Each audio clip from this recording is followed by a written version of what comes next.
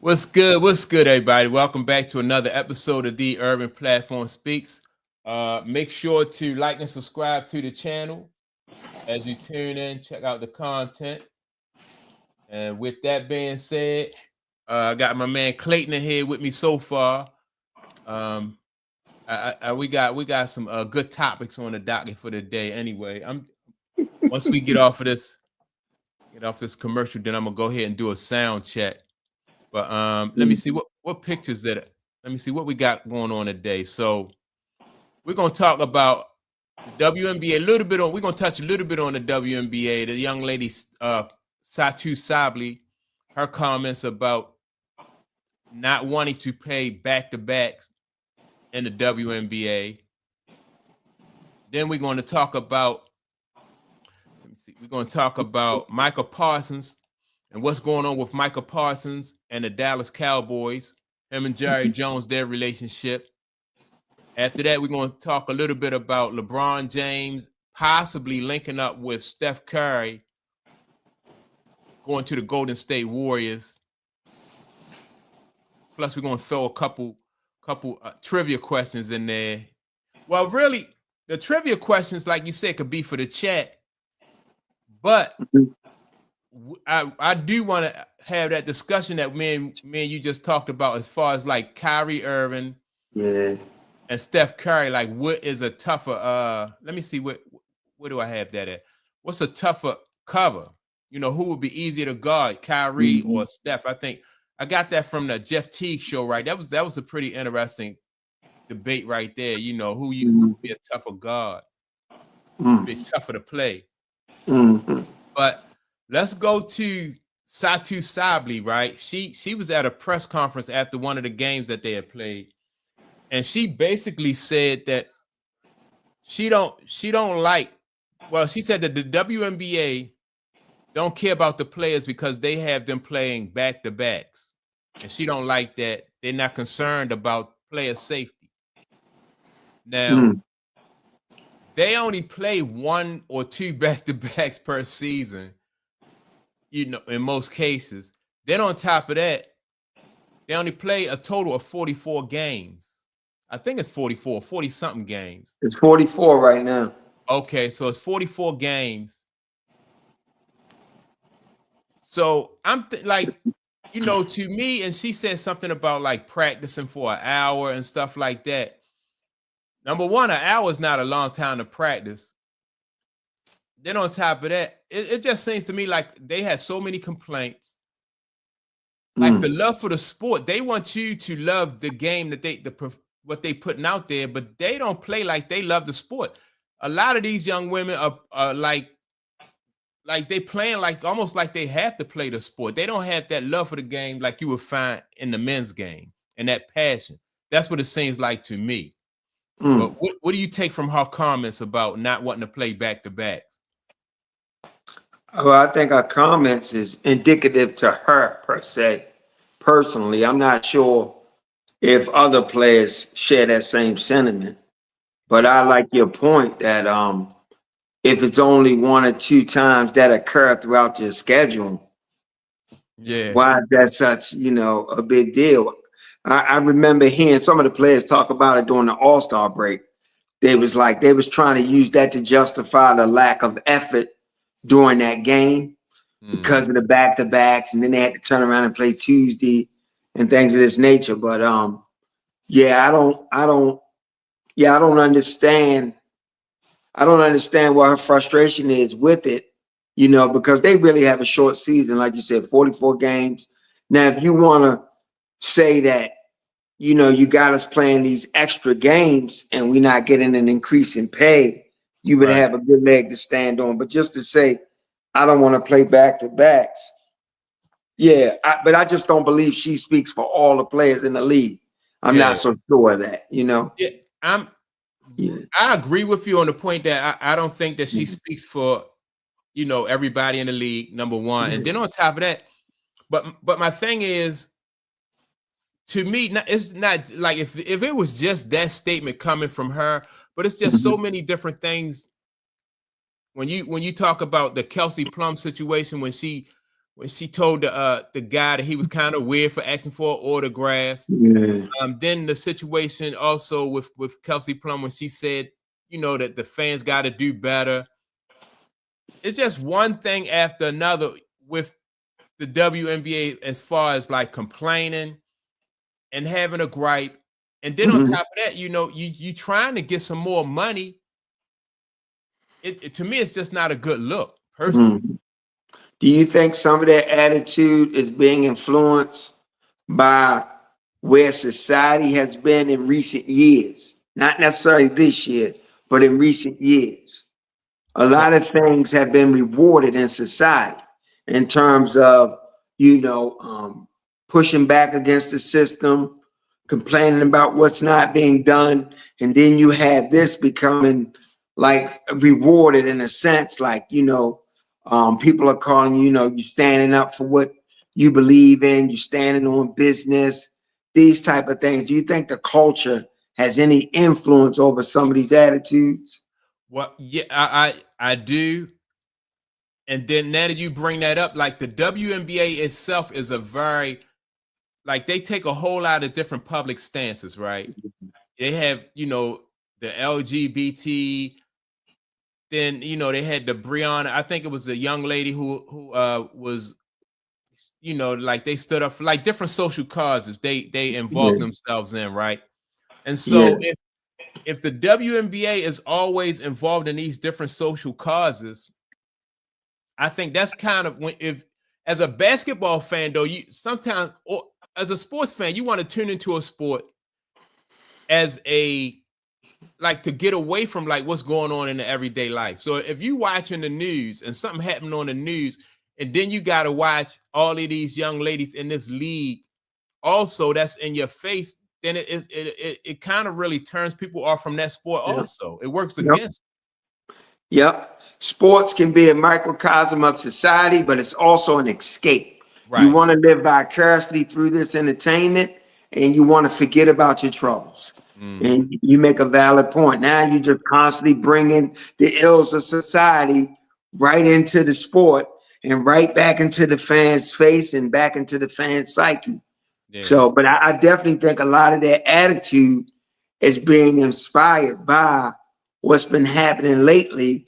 And, when you look at a person like Colin Kaepernick, right, that takes a knee, but then Nike rewards him with a deal, and then, activism now becomes some sort of brand, and it allows you to get money by, going down the activism route. It's not authentic anymore. It's not like when Ali, he did it and he had to suffer, and stuff like that. So now it's almost like people are jumping on board with that kind of attitude. And, everybody's trying to, voice their opinion, lend their voice to some type of ill. Yeah. And to me, the WNBA and back-to-back games, to me, that's not a real ill. Yeah. You know what I mean? It's just not, Right. Yeah. But I can't, like I said, I can't speak for her. I don't know the preparation that comes with playing back-to-backs. I know them girls do a lot of training. I know it's a lot. Like, it takes up a lot of your time. I know if they ain't playing, they practicing. If they're not practicing in the weight room, I get all that. And that is a lot on the body. But here again, your season lasts from May to September. Right. How many months is that? Right. And nobody told Satu she had to play an unravel. She chose to do that. That's a good point too. You understand what I'm saying? So yeah, that's a good point. And I think that also you brought up another point too, like living vicariously through these athletes, right? And so when you think about living vicariously through the athletes, you want to see somebody who is like a gym rat and dedicated to the game in a way that you wish that you could be. Especially, somebody like, we work in regular 9-to-5s and all this other stuff. And so we want to be able to see somebody on the court or on the field who just dedicated in a way that we would like to be, so we can live through them. But if they always have a gripe or complain about everything, then it kind of turn people off to the league. Yes. You know, I always talk about dreaming, right, Mike? And Right. these things inspire you to dream. Certain players come through and inspire you to dream. The one thing the dream never resembles is a whole bunch of complaints and a whole bunch of negativity. So now you killing that fantasy. You know what I'm saying? By constantly complaining about this is our job. We got to work at this and all this kind of stuff. I get it. It is a job. But, you know, to inspire the next generation, you got to allow them, the next generation, to dream through you. Yeah. You know? Yeah. I agree. Now, let me ask you this, because we also spoke on prior podcasts about how the older generation and all the sports, they used to, during the off season, they had jobs. Now, wasn't no social media back then, and you know it wasn't a lot covered. But do you think that Johnny Unitas like complained about having to work? You know what I mean? Like complained about it. Just to me, it just seemed like those guys in the back in the day, they just did what they had to do and kept their, you know, and kept focused. And now I know that some of those guys resented the fact that each generation got more money. They benefited. Yeah. I can see that gripe. Yeah. But like, why you in the mix of things? Like, I just couldn't see those guys like doing a whole bunch of complaining and griping at the fans and stuff. Yeah, at that time, I don't believe they did. I believe because everybody was kind of facing the same thing. So all those guys had to get jobs and stuff. But it was just a blessing to be able to get paid to play. Think about this. If those guys wasn't playing professional football, when they were off of work, they probably would have been playing pickup football somewhere, whether it be a flag football league or anything. And they wouldn't have been getting paid for it. So to be able to get paid for something you love to do, I don't care. I don't care the circumstances that comes with it. That has to feel good. You know what I'm saying? Yeah. Oh yeah. I can imagine that. Even you know, like even us growing up playing basketball, we play all day, every day. Yep. You know, and so, and no matter what our skill level was, we still was, you know, I mean, just was happy to be able to play basketball. And I just don't get it. That's why I just think that some of these young ladies that are in the league don't really love the sport, but they want the fans to love and appreciate it. And they want that type of adulation from the fans. Like, but you got to put that energy out there. Yes. I think you have to put that out there. That's why it's only a few that garner a lot of attention, a lot of light, and a lot of fanfare. Everybody doesn't love the sport on the same level. That's true. You know, and then those that love it and those that live for it and those that were just born to do it, they would do it regardless. Money very seldom comes into the equation. Sure, they want to get paid and they love the money that comes with it, but they are born to do this. And then some people have the ability to do it. It's two different things. You know what I'm saying? And those that's born to do it, their light shines brighter than others that just have the ability to do it, you know? That's why you have a person like a Caitlin, or, you know, you had like a Michael, or, you know, different players that Steph, you know, different people that come along that people be like, well, can't figure out that it factor. Like, what is it about those people? And you just said it. It's just that love they have and everything they put into it. You know, I remember listening to Caitlin say she loves practicing. She's upset that she can't practice every day. You know, that's just, you know, that she just love. So it's Kobe was like that. He loved working on his game. Michael played in practice like he played in the games. Just, you know, these kind of individuals, man, they just born to do that. Right. You know? And so, and you're right. You have people who are able to play and can play just because they are blessed with that ability. Then you have people like Mike, Kobe, Caitlin Clark, probably Tom Brady. Tom Brady said he liked practice. He liked practice. Practice is grueling. Ray Lewis loved to practice.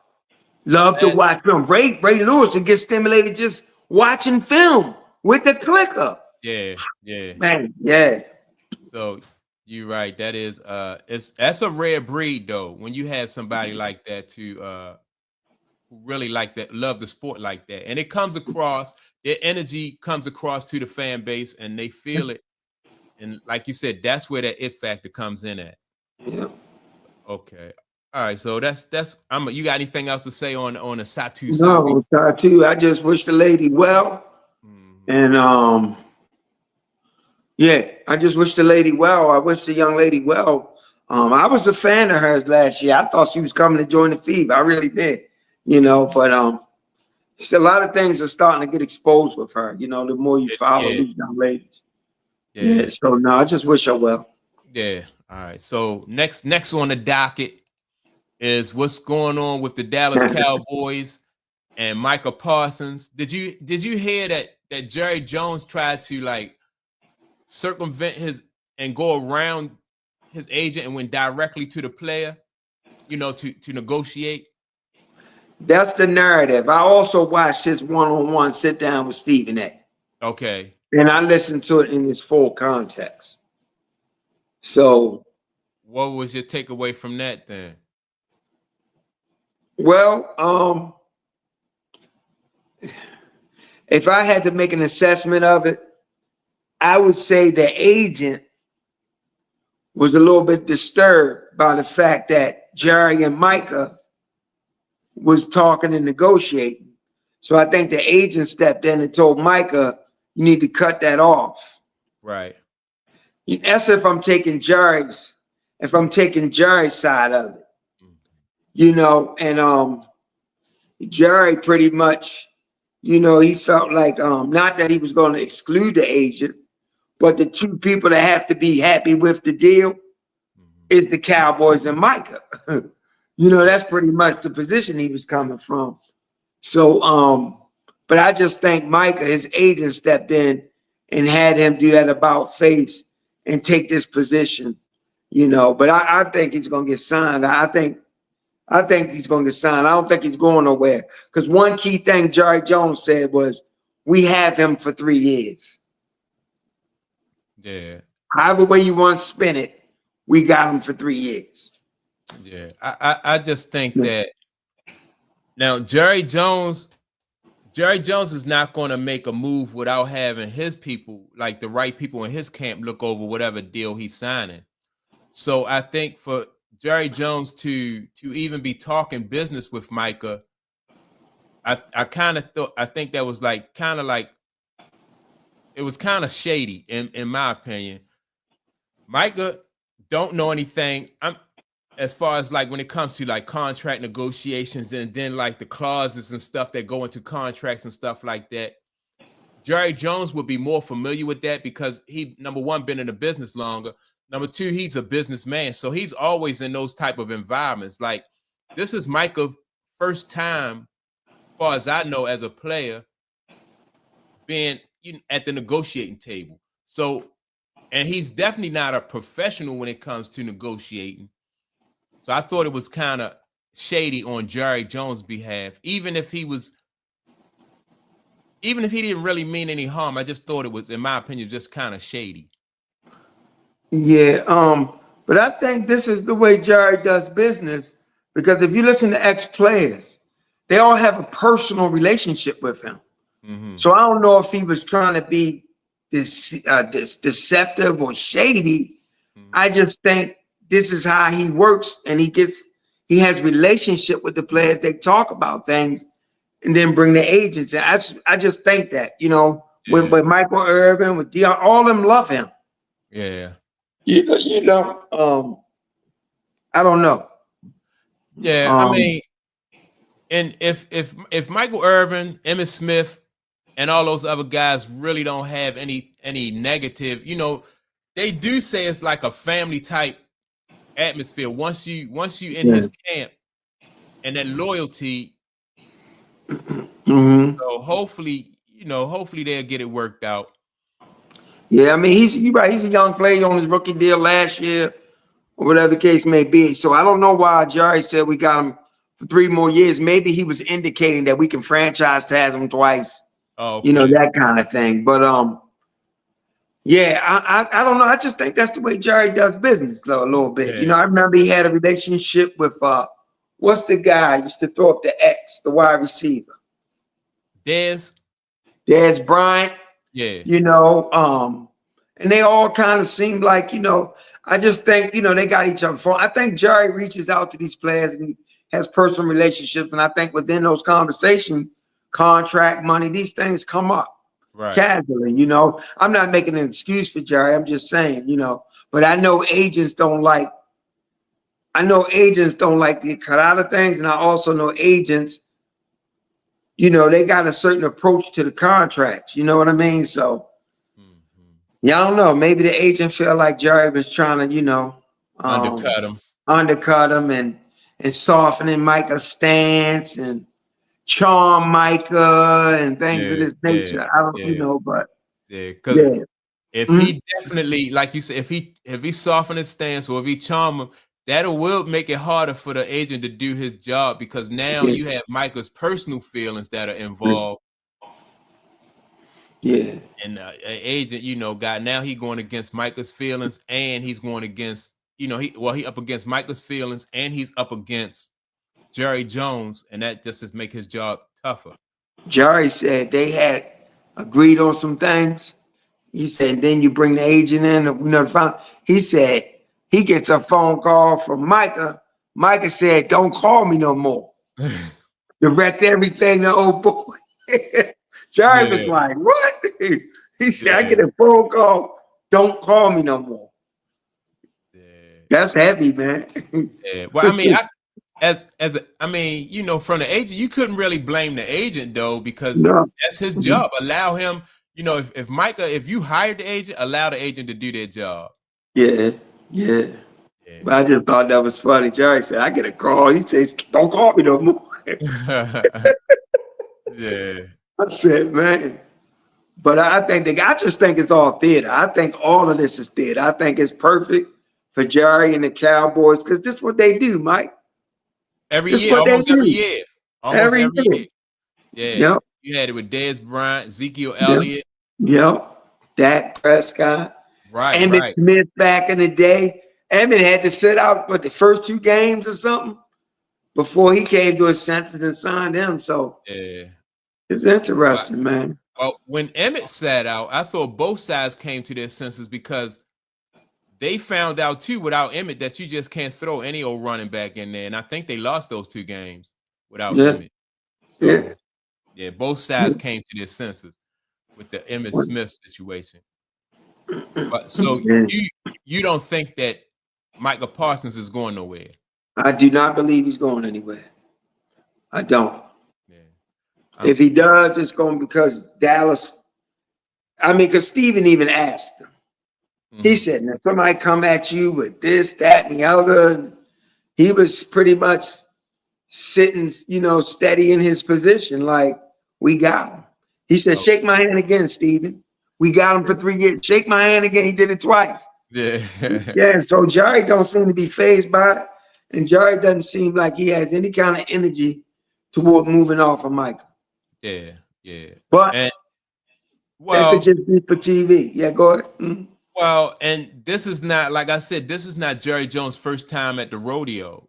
Right. No, this is definitely more personal for Micah and his camp. But this is what Jerry Jones did. Well, not even Micah's agent, because Micah's agent is well known. I think he's the guy that negotiated the deal for Deshaun Watson. Okay. So this agent ain't new to this either. Yeah. Micah got great representation. Yeah. So it's going to be interesting. But I can't see that guy going nowhere. Yeah, I agree with you. I don't really Steven, they tried to back Jerry into a corner. He said, I see Micah as the face of your franchise. Do you see him like that? Jerry wouldn't answer that question. Yeah. Because, he got Dak, he got all those guys. Yeah. He talked around it. So he ain't fall for that one. He ain't fall for that one, dog. He ain't fall for that one. Yeah. All right. Yeah. But he said, he tried to dispel the narrative too that he gets in the way. He said, listen, man, my college coach at Arkansas said I had two guys that had the IQ, the genius IQ when it came to football. And he said, Stephen A., I wasn't one of those guys. He said it was Jimmy Johnson and Barry Switzer. He said, so I like to think I hire guys that have great. I don't get in the way. He said, Bill Parcells, another one was great IQ, but he's trying to dispel that rumor. But to me, it's obvious. Yeah, it is. Yeah. Jerry wants to credit. Yeah. No matter what he say, you're right. It's obvious that he loves having some input, and it feeds into his ego. Because when somebody tell you that these other two guys, Barry Switzer and what was his name? Jimmy what's his name? Jimmy Johnson. Jimmy Johnson. That they had the IQ for it. They go on to be great coaches, but yet still they work for you still. Yep. And I think they still have to listen to you. It was burning Jerry Jones, boy, for Jimmy Johnson getting all that credit, boy. Yeah. It was burning him, Yeah. But yeah, man. Yeah, I don't think Parson Micah going in. I mean, I never know though. But listen, we got one more week, right? Where we at? Season can ready start. Right, it is. Yeah, I don't think he's going nowhere either. I really don't think he's going nowhere. So, all right, let's move on down the docket. We got LeBron James. People talking about LeBron James possibly hooking up with this guy Steph Curry. They trying to. People saying that they may be putting together a deal where as though Jonathan Kuminga could be being moved some kind of way, and then LeBron will go to the Lakers. What do you think about that move? LeBron gonna go to the Lakers? Mean, I'm sorry, not to the Lakers, to the Golden State Warriors and team up with Steph. Yeah, I'm just shocked. Like I said, I'd be shocked if he landed Golden State. As we was talking off camera, just listening to Steph a few years ago, pretty much saying he good, because they asked him about playing with LeBron. They played a clip that LeBron said he wanted to play with Steph, and Steph was like, well, he had me in 2 All-Star games. That should be good enough. He said, but I'm good where I'm at. I'm good right now. Like, he didn't seem so interested now, and he also made a statement, we can all live in that fantasy world, but right now I like my team. So, and then when you go back years ago when he was mocking LeBron's workout, and all that, it's just surprise. It's going to really surprise me now. He could have changed his stance at this stage of his career, but yeah, I don't know. And I don't know if Steve Kerr wants LeBron there. Yeah, why you don't think Steve Kerr? The Steve Kerr, he did coach LeBron in the Olympics. Yeah, but the Olympics is different than you're on your team, and you see how LeBron operates when he's on a team. Now the thing that's really going to be interesting is Draymond Green and LeBron's relationship on that team, because I don't know. When it's in your nature to be a certain way, I don't know if you can just turn that off. Yeah. And LeBron likes to orchestrate things. I don't think LeBron has let go of that. Yeah. Even though he's an older player. Oh, yeah, And I don't know how much Draymond and Steph and them feel like they need him to come and orchestrate things. You understand? That's a good point. I don't think, if LeBron was to try to step on Steph Curry's shoes at all, I think Draymond is going to step in.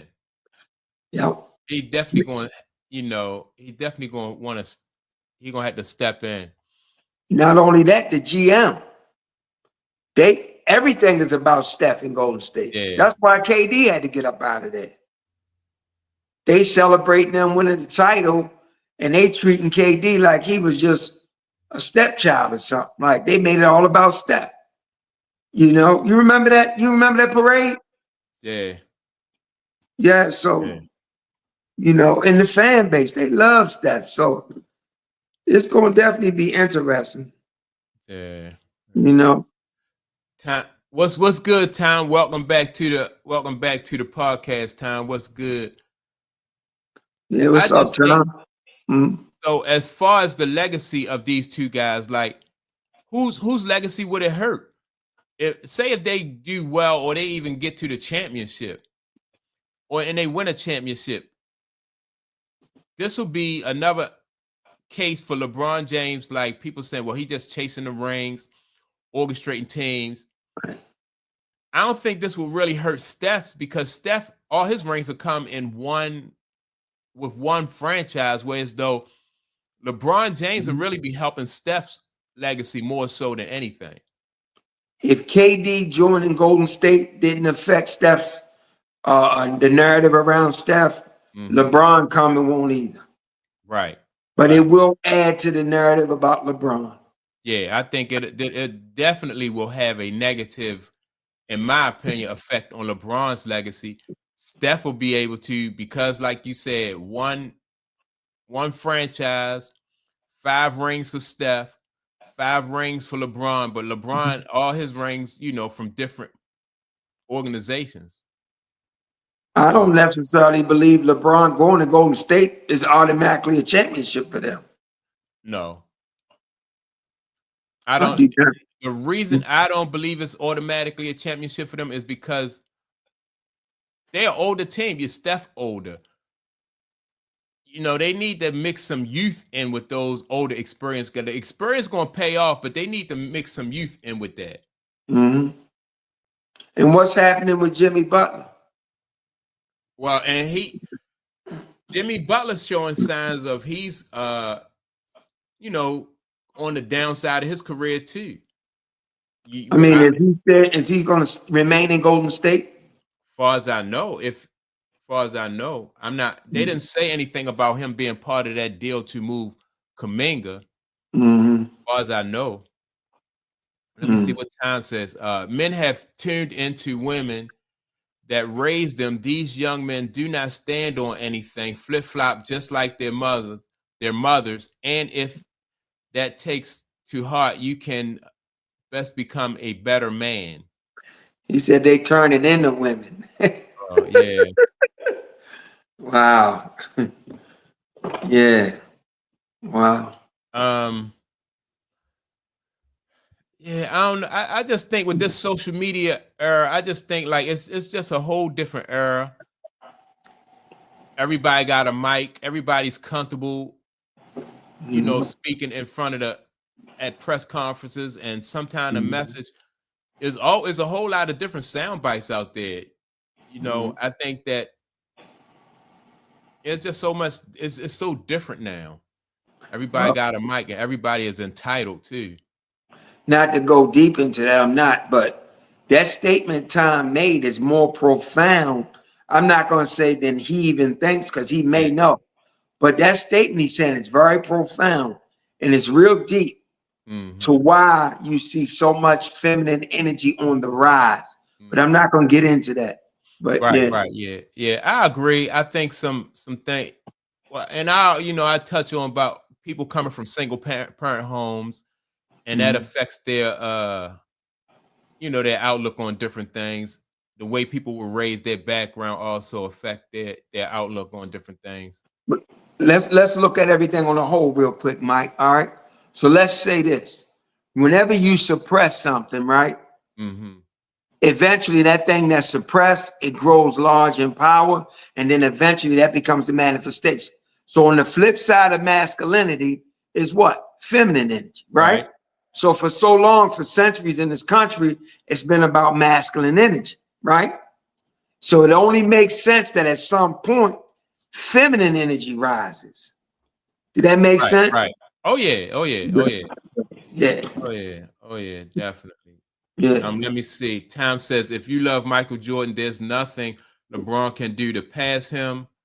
That's how I feel about Tom Brady. Even if Patrick Mahomes gets more rings than him. So look, I agree. Yeah. Ain't nothing LeBron James can do now to pass Michael Jordan, in my opinion, because LeBron James, he done played over 20 years, 4 rings. So yeah, you can't eat. And also, I'm a Tom Brady fan. I think that really when it comes to Patrick Mahomes, I think that the jury is still out. He's still doing his thing, but I'm a Tom Brady fan. And it took me a long time to even become a Tom Brady fan. Right. So well, I don't know what you two guys mean when you say pass them, because to me, if somebody displays a talent for something and you display a talent for something, I can look at you two and see who has the greater talent. So as far as passing, here again, that goes back to stats. And for me, stats don't determine it. I'm just talking. Well, yeah, I mean, as far as like what goes into being a great quarterback, I'm just a novice, right? I don't know anything about, like drop back and timing and all that stuff. I just know about rings and winning and stuff like that. So when it comes to, that's what I'm looking at.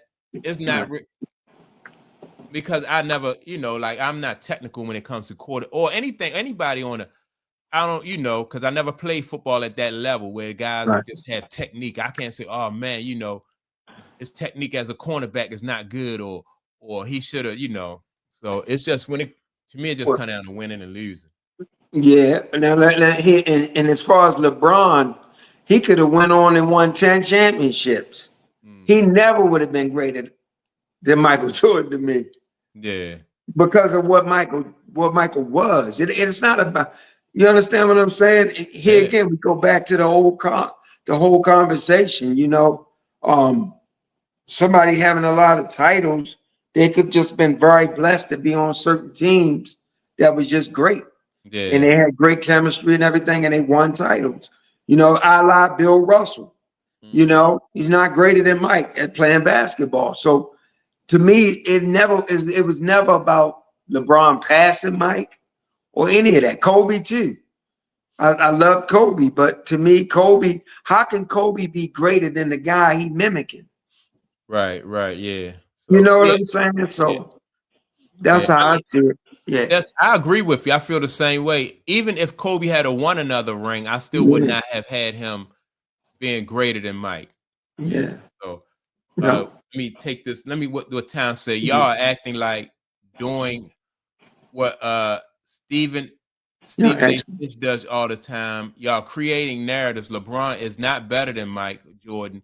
And the number one thing is teaming up with other players. Now, I mean, we never said LeBron was better. No, we Mike Jordan all day. We not creating that narrative at all. Yeah, it's Mike all day. Yeah, I just said he could have won a gazillion titles. He wouldn't have been better than Mike to me. Yeah. What Ghost said? Ghost said LeBron can take his talents to the old folks' home. Yeah, Mike on that shit. Braun on that juice. Yeah. He ain't going nowhere. Want to be like Mike. Yeah, but that's yes. Yeah, man. Want to be like So all right, so let's move on to the next topic. Who is that? We had Mike. Oh, so we spoke about Micah Parsons and LeBron, right? Yeah. But now this debate question that I got for you, I saw this on a show. Who would be a tougher guard? Who would be harder to play, Steph Curry or Kyrie Irving? See, for me personally, Steph gets a lot of his space from screens, moving without the ball. And although he's a good ball handler, I don't know how you stay in front of Kyrie one-on-one. Yeah. I just don't know how you do it. I know Jaylen Brown did a great job in the finals, the year before last. But I definitely believe that Kyrie is harder to guard than Steph. Yeah. Steph got quick release, though. Yeah. I think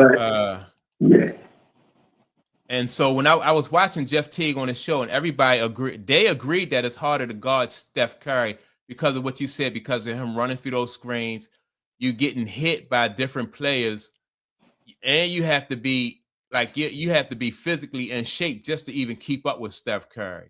Oh, they were saying harder to guard in a game setting, Right? not Yeah, one yeah. on one. No, not one-on-one. Oh yeah, Steph. Yeah. Not one-on-one. Yeah, it would be harder to like on a 5-on-5. It's harder to defend Steph Curry than it is Kyrie Irving. Yes. Yeah, Yeah, because he running you through all those screens. You're right. yeah. So yeah, I felt like I was like, yeah, you definitely. Who else was good at running through those? Like Rip Hamilton. Rip Hamilton. Oh man, Rip Hamilton. He stayed on the move. Curry, Kittles, those guys just. How do you think? What about Klay Thompson? I think he didn't move like Steph though. Not like Steph. No. Yeah. No. But Tom, let me know. Tom, you and Ghost, let me know who y'all think would be harder to defend in a 5-on-5. Would it be Steph Curry or would it be Kyrie Irving? Right now, I think consensus is Steph Curry in a 5-on-5. But yeah, if I had to play like one-on-one, it'd definitely be harder to stay in front of Kyrie. Yeah, it would be definitely be harder to stay in front of him. Yeah, I don't know how you do it. Yeah, you really don't. That's what I'm saying. Yeah, you kind of really have to like funnel him to one side of the court. Then you deny him the ball. It's all different. You have to deny him the ball. Yeah, physical, definitely. Yeah. And the thing about him, you can't really, what he does doesn't necessarily show up on film as a tendency because he reacts. He just reacts. So every time it's just something different. Right. Mm-hmm. Let me see. Well, Ghost said a 5-on-5 Steph. Step back threes, but black top is Kyrie. Yeah. If you going one-on-one, it's definitely harder to stay in front of Kyrie. Yeah. Have you been checking out any of Kyrie's content? No, just here and there. No, not really. He did a breakdown of the Michael Jordan flu game the other day. Oh, yeah? Yeah, I was watching it, but I also was distracted a little bit. I'm going to go back and give it a real good listen.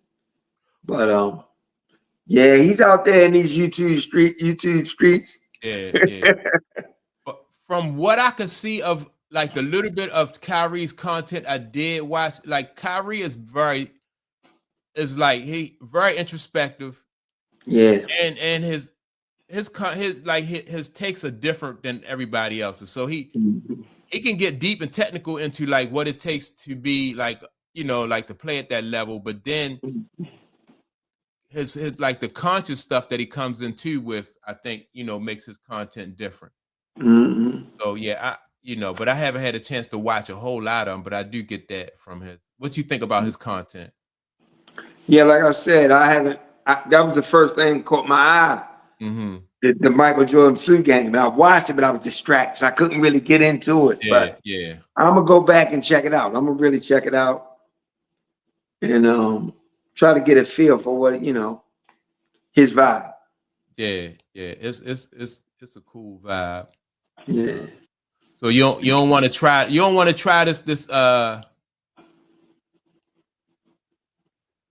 to try the trivia question. Name the oldest coach to win an NCAA championship game. I guess one, and that was wrong. So let me go with the oldest. He played in the Big East. I mean, he coached in the Big East. I was just getting ready to go to Chaney guy. No, Chaney ain't coaching the Big East. Okay, he coached in the Big East though. Yeah. Is it Syracuse coach? No, not Boeheim. Not Boeheim? No. Man.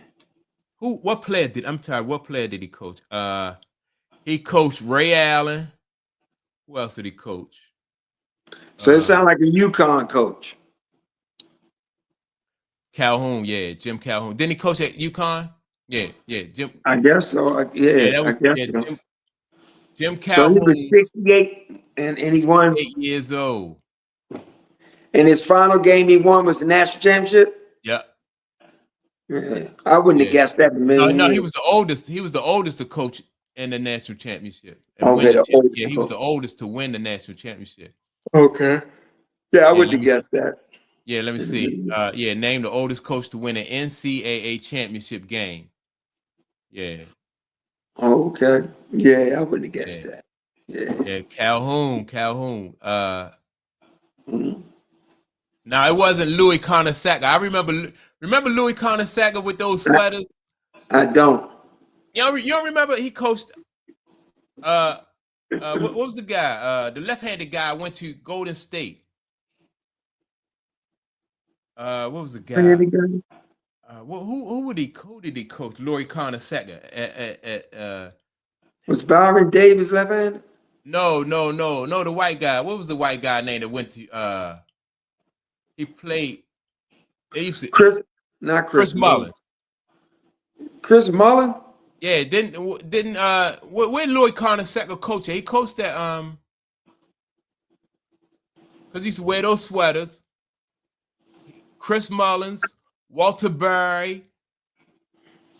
Let me You see. talking about Walter St. Berry John. played for St. John. St. John's, yeah. Uh, It was St. John's. Yeah, he coached. okay. Yeah. Yeah, he did wear them sweaters. Yeah, he wore those sweaters like Bill Yeah. Cosby. Yeah, Yeah. every game had a different I don't what was I don't know what the name of those sweaters was, but he used to wear those nice sweaters to those games. Conasaga. Mm-hmm. Yeah. Yeah, I remember them sweaters now. Yeah. Man, that Big East, man, back in the day, Mm-hmm. was tough. That was Walter tough. Berry was serious, boy. Yeah, Walter Berry was serious. Him and Chris Mullins. I think Walter Berry was left-handed too.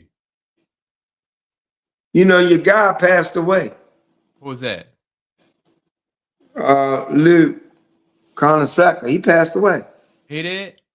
Yeah, he passed away in 2024. Oh, wow. I didn't even know that. Yeah, I didn't know either. Yeah.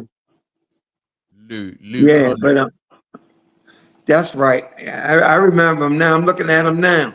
Yeah. Yeah, he had them glasses, them sweaters. Yeah. Who do you think was the best coach in St. John's history? Yeah, him. No Rick Pitino? Rick Pitino, nah. I gotta go with Conasaga. Yeah, not Rick Pitino. Rick Conasaga was he was an X's and O guy. Mm-hmm. Rick Pitino, in my opinion, is more so of a recruiter and a motivator. Yeah. You know. Yeah, I think that Conasaga, that Lou or Louis Conasaga, I think he was a better coach. I think he probably had the better run at that school. You think? Yeah. Okay. Let me see. I'm trying to get their records. Let's see. At St. John. Let's see. And then you remember he went to the pros. Rick Pitino. Yeah. Rick Pitino went to the Boston Celtics. I think that was the first job, or was it New Jersey? New York, wasn't he? Was it the Nets? I thought it was either the Nets or the Celtics. I don't remember which one came first.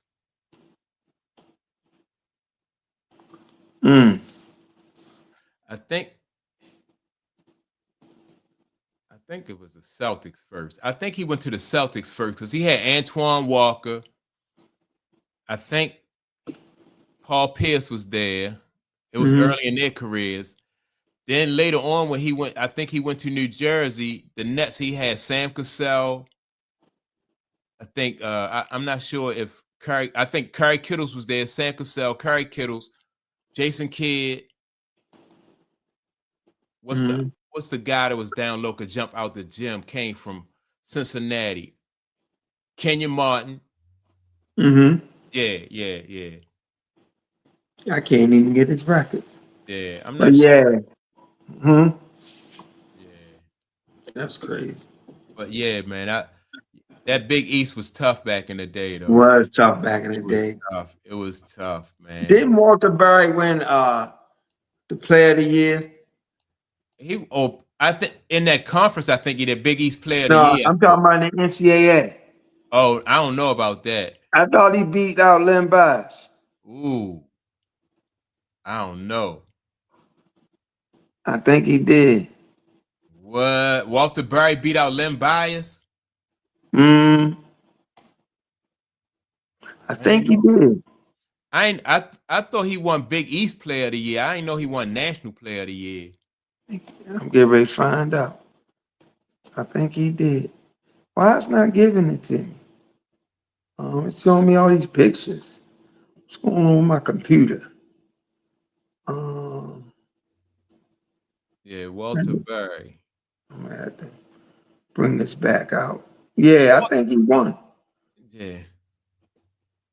Because I could be mistaken, but I thought that because we was all pulling for Len Bias. And I Yeah. think Walter Bright beat it. Did he? Let me find out. I gotta find out now. Yeah. Don't Yeah. bug me. Yeah. Yeah. Mhm. Oh, yeah. All right, here we go.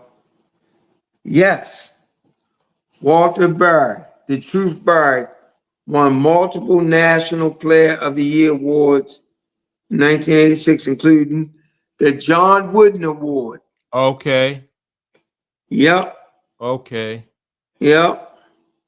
I knew because I wanted Bias to win, but Mm. he wound up winning it. Wow. Yeah. Yep. Yeah. Wow. Yeah. Walter Berry was tough. He was tough. Yep. Walter Berry was tough. Yep. Damn. And he won it as a junior. Mm. I think, was he? He won one of these awards as a junior. But yeah, he beat Len Bias out, man. Yeah. Walter Berry. Yep. And I thought Lenny was that deal, man. Oh I yeah. ain't think nobody in college was better than him at the time. Yeah. Yeah. Yep. That's crazy. Yeah, the Big East was tough, man. He was Remember tough. Pearl Washington? Syracuse. Yeah. No doubt. Yeah. Here's a story about Pearl. Pearl went, he blacked out one game. He went Mm. on an unbelievable scoring stretch. And when they interviewed him, they said he was blacked out. He didn't Yeah. even know what he was doing. Yeah. He just was coming down, just dealing on people. Wow. Why he was just in that zone, unconscious. Like, Those, yeah, man. those games was classic. Syracuse, Georgetown, Syracuse, Yeah. Villanova. Yep. Man, Seton Hall. All those games was classic games back in the Yep. day. They were, man. They were. Yeah. All right, Yeah, so man. one more topic before we get out of here. I want your opinion on this kid. I'm gonna watch him this season, but everybody's talking about Arch Manning, right? Have you had a chance to see him?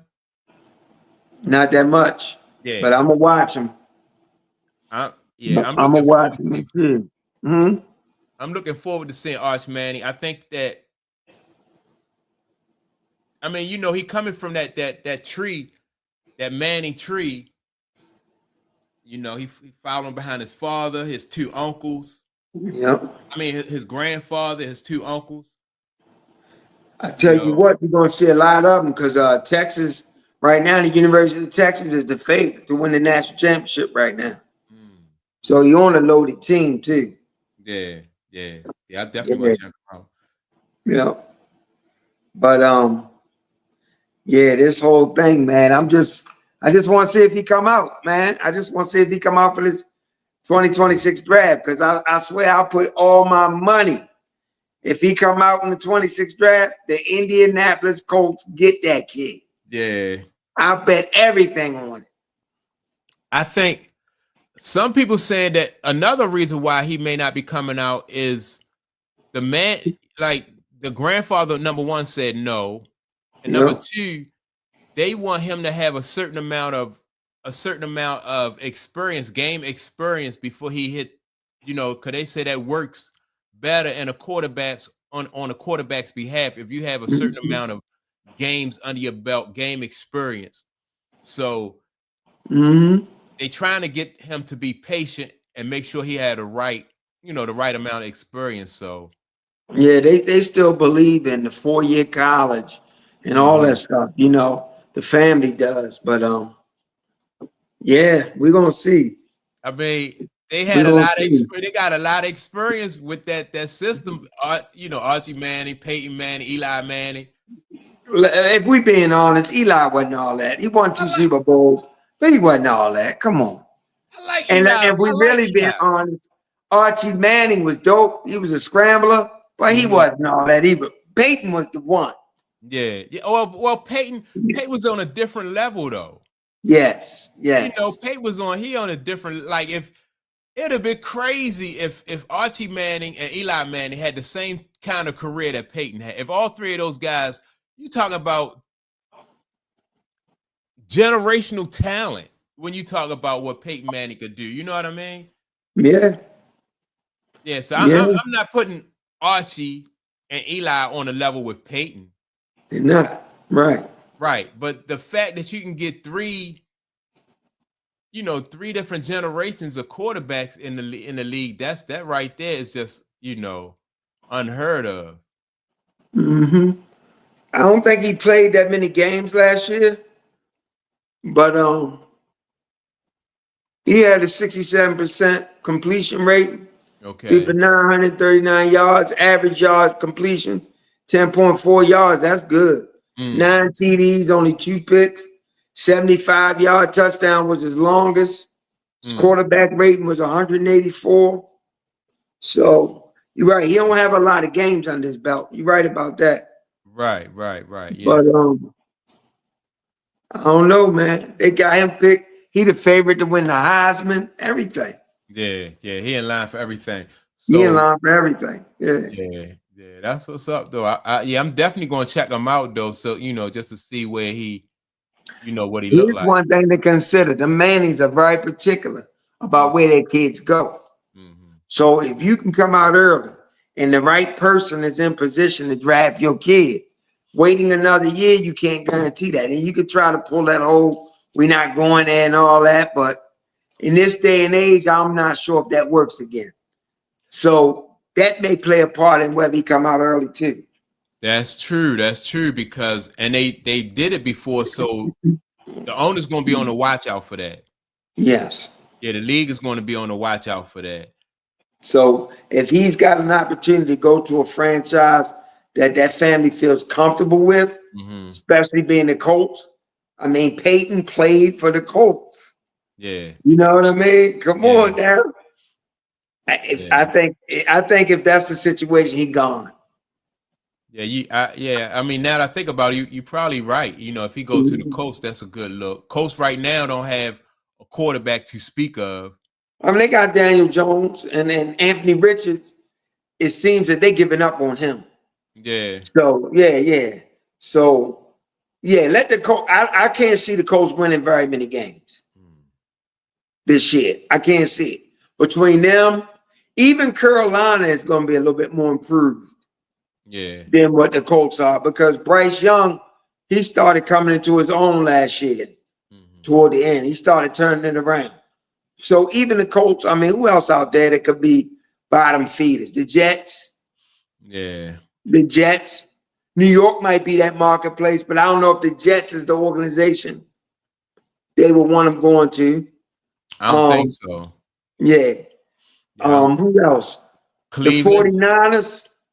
The 49ers. I think the 49ers are going in the other direction. Yeah. So that Cleveland, man,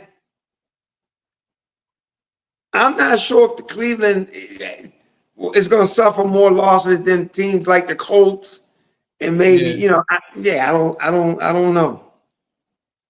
Yeah. Everybody just writing Cleveland off. Why? Yeah, I mean that quarterback, man. You got that quarterback controversy going on up there in Cleveland. They got Joe. Yeah. I mean, you got what they got 4 quarterbacks up there. Yeah, but they're not gonna keep all 4. I think Kenny Pickett is going to be the odd man out. I think so too. I think they're gonna keep Joe and the 2 rookies. Kenny Yeah. Pickett gonna be the odd man out. Yeah. And so I like Joe Flacco, but do you think Joe Flacco will be able to get them into the playoffs though? And you're in the AFC North. Yes, I do. Joe, if they run the football, play good, Kevin Stefanski call the games because he's a good coordinator, he's a good play caller. I think that they can, even if they don't get to the playoffs, I can see them winning 7 games. Yeah. I can't see the Colts winning 7 games. Yeah. I can't see. I just think the 49ers going another direction. Who else out there? I can't see the Jets winning 7 games. Oh, wow. Who else out there? Who else out there? How about in Houston's division? You got Houston, the Colts. Who else? Jacksonville. Yeah, Jacksonville, the Jags. Yeah. Yeah. I don't know. Who's the other team? Tennessee. Tennessee, I think they look. I watched a little bit of Tennessee. Their defense, they look like they're gonna be pretty. They're gonna be a solid team. Yep. And I'm gonna tell you right now, Russell Wilson, he ain't starting. They played their last preseason game yesterday. And normally the last preseason, your starters take the field, play some series, a quarter or so. Jackson Dart was out there. And I'm going to tell you this. If that kid don't get hurt, he is going to be your rookie of the year. What? Yes. Yeah. Jackson Dart. Yeah. Yeah. Well, that seemed to be consensus, though, that Russell, he on a short leash up there. Why struggle with Russell when you could use those opportunities to just tune up this young kid, Jackson Dart? And a lot of people like the promise that he shows. So if they don't start Jackson Dart, it's going to be because maybe they don't want to start him. And then if he mess up, go away from him to Russell. So they might start Russell. Yeah. And then go to Dart. You know what I mean? Right. I really think Dart's going to start. You should have seen this kid, man. He athletic. He broke the pocket, was running. And threw that bitch on a rope off the run. Yeah. I see why they drafted him over Shador. Oh, yeah. I see it. Yeah. Shador looked good, but here again, we only got him against Carolina. I don't really know. You know what I'm saying? Right. Yo, that kid Dart, he athletic. He can run, man. Should have seen him when he took off running. He cut back. You got to see him, man. Yeah. That rookie has been impressing me in preseason so far. But it's just preseason. Yeah. But that last preseason game, you get a little bit more. You get a better feel for him. I'm looking forward to the season start because I do want to see. It's a couple teams. Like I say, I want to see Tennessee. I think they're gonna be good. Somebody to watch out for. Yeah. Yeah, but and I'm gonna tell you, the Giants also they drafted an edge rusher. They drafted an edge rusher. Their defense even looked like it had some speed. The dude Abdul Carter. They took him. Nice. He coming off the edge. They drafted a D tackle. Listen. Yeah, the Giants will be that sleeper in that division. The Jets? No, you said the Giants. Okay. Abdul Carter, he is out of Penn State, right?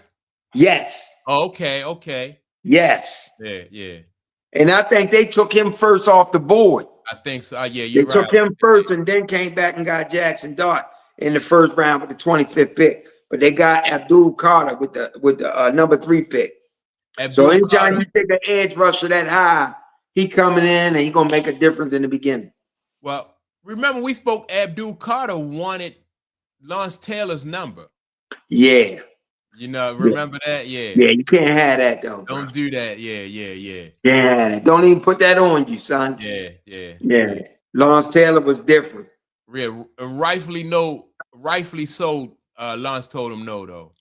Yeah. Absolutely. Leave Yeah, my jersey in the rafters, man. yeah, man.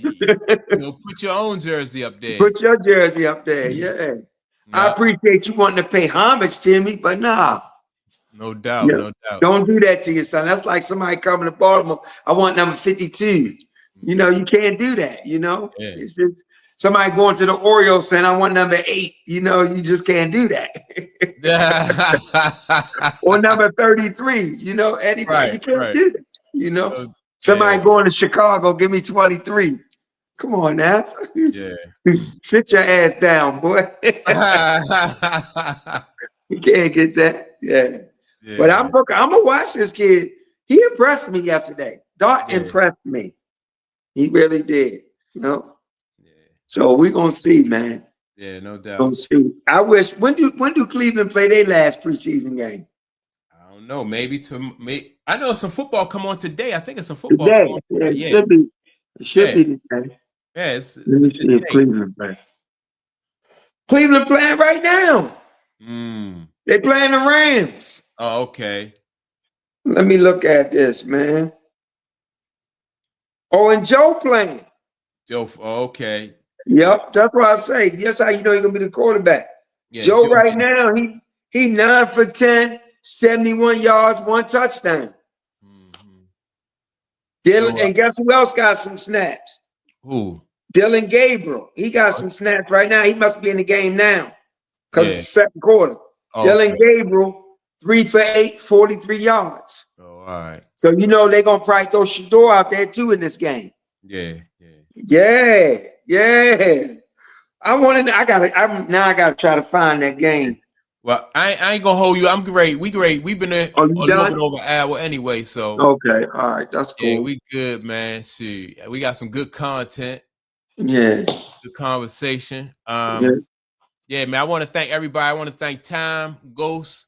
Who else we had in here? Everybody who tuned in, even if you ain't participating in the chat, make sure to like and subscribe. Don't forget to leave a comment. And check us out tomorrow at 11 a.m. With that being said, we are out. Y'all have a good day. Peace.